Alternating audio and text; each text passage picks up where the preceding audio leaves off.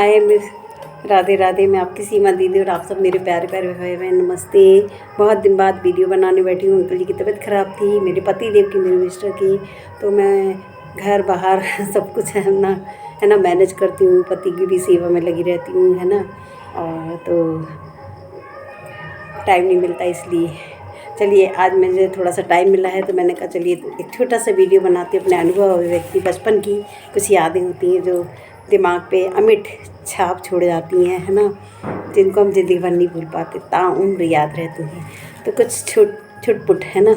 चलिए मैं देर ना करते हुए मैं आप लोगों को सुनाती। मैं सीमा एंड दक्ष फैमिली, ज़िंदगी एक सफ़र। Welcome my channel, love you guides, thank you so much, है ना। चलिए शुरू करती हूँ। तो ये पेपर में दिया था मैंने, नैनो में, पत्रिका में, है ना। ये देखिए मैं हूँ ये, और ये वो टाइटल है, ये मेरा नाम है यहाँ पे, है ना। तो आप लोग को मैं अपना एक अनुभव छोटा सा सुनाती हूँ। तो चश्मा लगा लेती हूँ क्योंकि बारीक अक्षर है, दिखाई नहीं देते, है ना। तो मैं आपकी सीमा दीदी, राधे राधे, गुड इवनिंग, शाम हो गई है ना। तो चलिए, टाइटल है मोती से दांत, है ना। टाइटल है मोती से दांत। तो तो मैं आप लोगों को सुनाती हूँ। तो हमने जो कल देखा है, हमने जो कल देखा है वह स्वच्छ वातावरण से सम्माहित था। स्वच्छ वातावरण से सम्माहित था। सुबह सुबह हम सब बच्चे, हम लोग जब छोटे छोटे थे तो हम लोग सुबह हम सब बच्चे, तो बच्चे पड़ोस के घर पर खड़े होते थे, पड़ोस के घर पे खड़े होते थे, वहाँ जाके बैठ जाते थे क्योंकि वहाँ सुबह के समय दादाजी तसले में कंडे सुलगा कर बैठ जाते थे। एक हमारे यहाँ बुजुर्ग दादाजी थे, बुड्ढे थे, तो वो उनकी जो नाती पोते थे, हम लोग सब साथ में खेलते बैठते थे। तो उन ठंडियों में से वो कंडे सुलगा के बैठ जाते थे, तो हम लोग वहाँ जाके खड़े हो जाते थे और गप्पे सड़ा के उनकी बातें सुनते रहते थे, उनके मज़े लेते थे, है ना। दादाजी बहुत अच्छे थे, है ना। तो बहुत ज्ञान की बातें भी सुनाते थे। तो समय दादाजी तसली में कंडे सुलगा कर बैठ जाते थे। फिर हम सब बच्चे घेरा बनाकर उनके पास बैठ जाते थे, दादाजी के पास बैठ जाते थे। फिर हाथ सेंकते रहते थे। कभी मूंगफलियाँ चबाते थे, कभी कुछ खाते थे।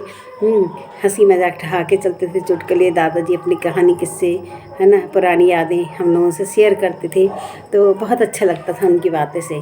तो फिर अपनी अपनी बातें बताते थे। दादाजी हम सब बच्चों को पालक के धुले पत्ते, पालक धो के वो सुबह रख लेते थे अपने पास में। तो उनकी आदत थी, वो उसको चबाते थे, कच्चे पत्ते चबाते थे। तो धुले पत्ते हम सब बच्चों को पालक के धुले पत्ते चबाने को देते, एक पत्ता पत्ते चबाने को देते, और अपने दांत की बत्ती से दिखाकर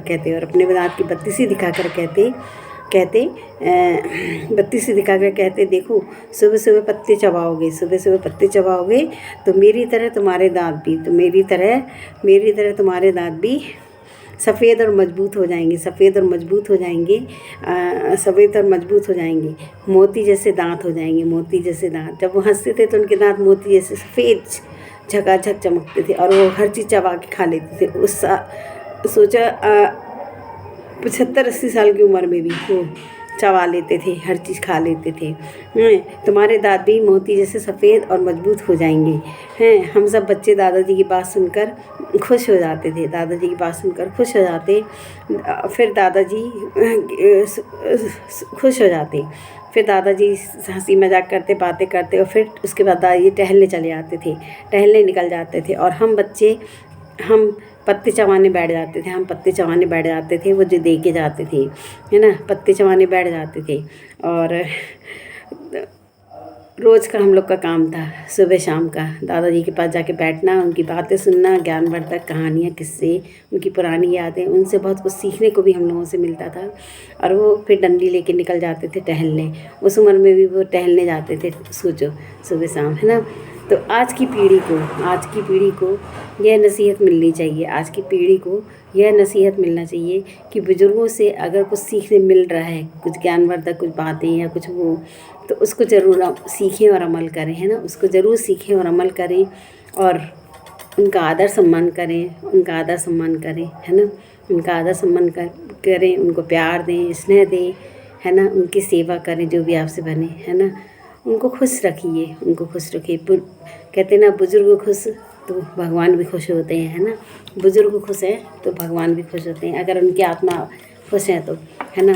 तो इससे यही नसीहत मिलता है कि बुज़ुर्गों से हमें कुछ सीखने ही मिलता है, अच्छा ही हमारे जीवन को एक नई दिशा, एक नई मार्ग मिलता है ना। जीने की कुछ ज्ञानवर्धक चीज़ें मिलती हैं, सीखने की, जीने की, है ना, जो हमारे जीवन को सुचारू बनाती, नियमवर्धक बनाती है ना। तो हम लोग आज भी उन दादाजी को याद कर लेते, उनकी बातें, हर चीज़, उनके साथ बिताए हुए पल, है ना। तो आज मुझे ये मेरा जो लिखा हुआ पेपर में है अनुभव था, मैंने आपके साथ शेयर किया। तो आपको कैसा लगा आप भी बताइए। और आपके आसपास भी ऐसे कोई दादाजी या दादी हों या बुज़ुर्ग हों, है ना, जो भी आपके लगते हों, तो आप उनका आदर करिए, सम्मान दीजिए, स्नेह दीजिए और उनसे कुछ सीखिए, है ना। तजुर्बा बहुत मिलता है उन लोगों से, बड़े बूढ़ों से, बुज़ुर्गों से बहुत कुछ सीखने को मिलता है, उनका आशीर्वाद मिलता है, उनका आदर